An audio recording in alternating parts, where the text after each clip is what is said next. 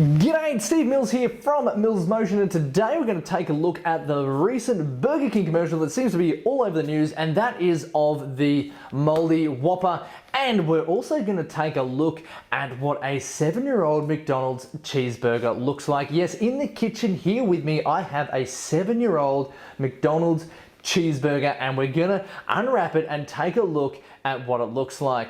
But before we do that, we're gonna take a look at the Burger King Moldy Whopper commercial, and we're gonna break down, was it a good idea, was it a bad idea? Is the marketing team gonna get promoted, or are they gonna get fired at Burger King? This is purely my thoughts based on my experience in the marketing industry. We'll also take away some learnings that we can implement into our own businesses, into our own marketing campaigns. So let's check out that commercial right now.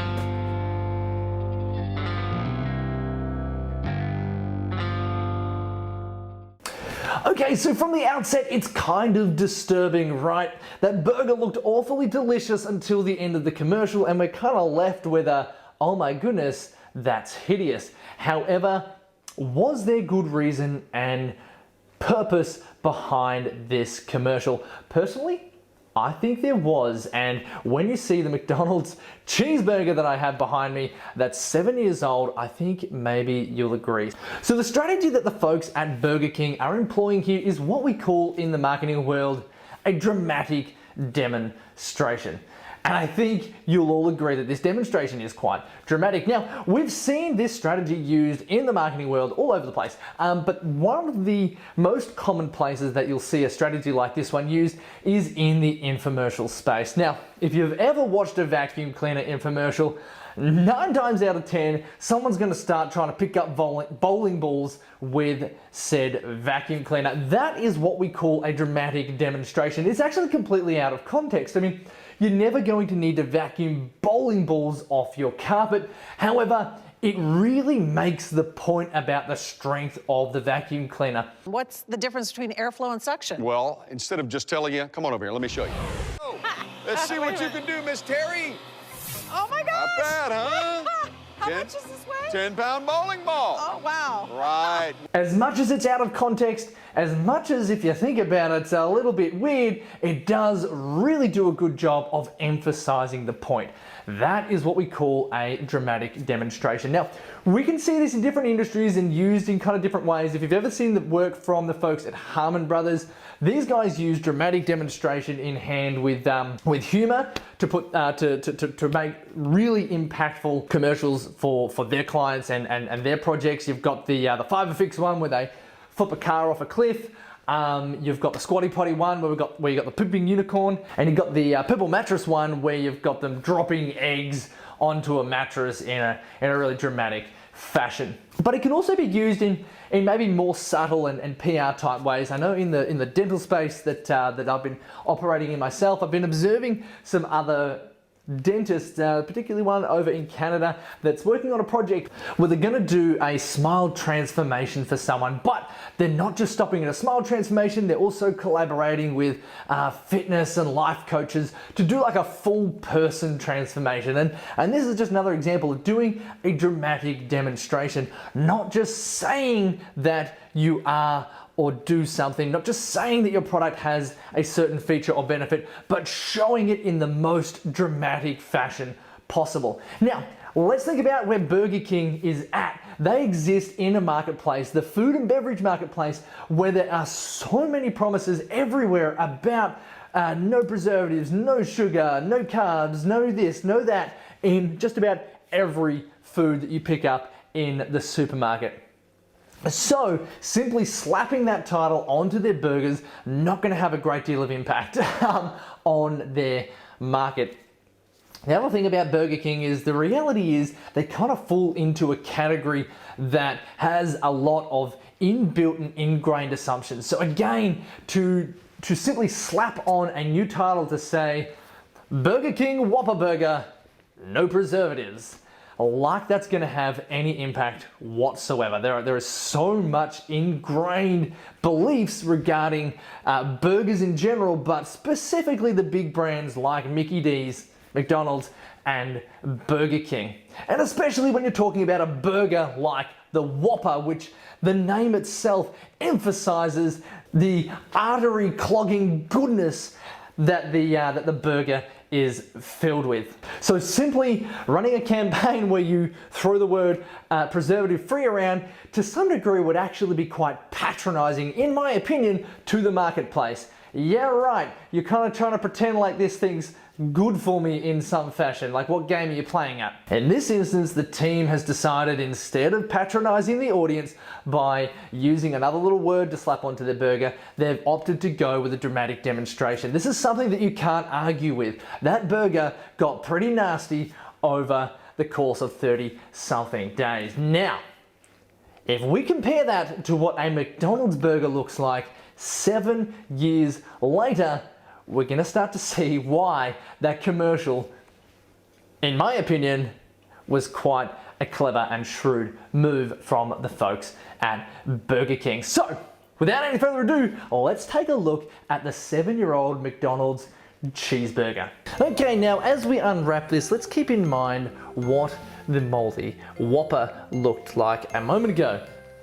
Now that was just after 30 days. This has been over 7 years. So let's take a look here, shall we? Okay. Easy does it.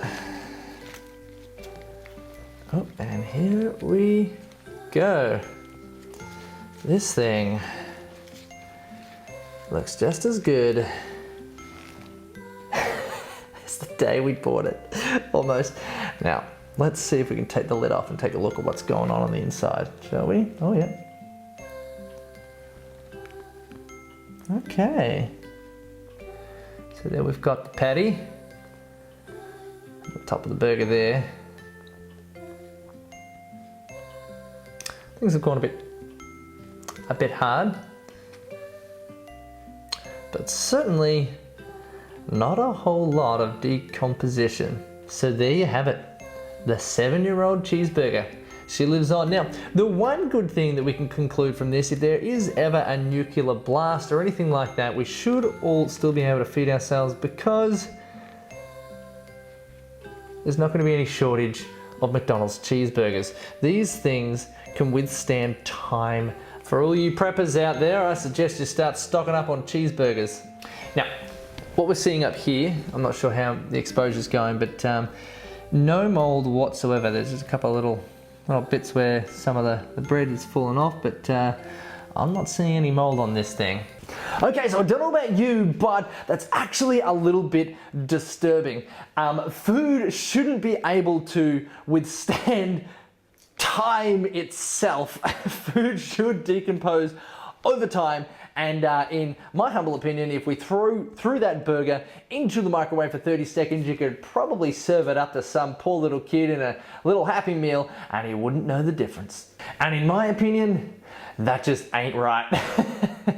Kinda can't help but think that hideous, moldy looking Whopper is starting to look a little bit tantalizing right now.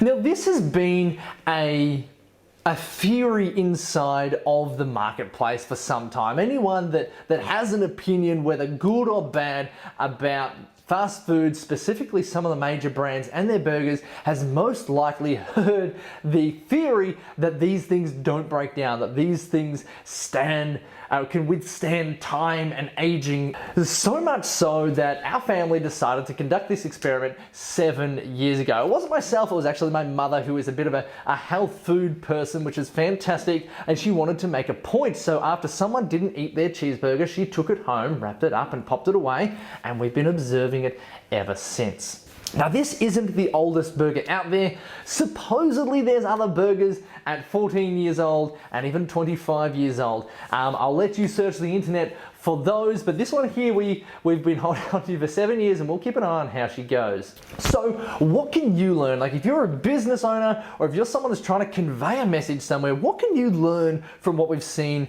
Burger King doing here? Now, whether or not the Burger King commercial is effective, this has been quite a bold move.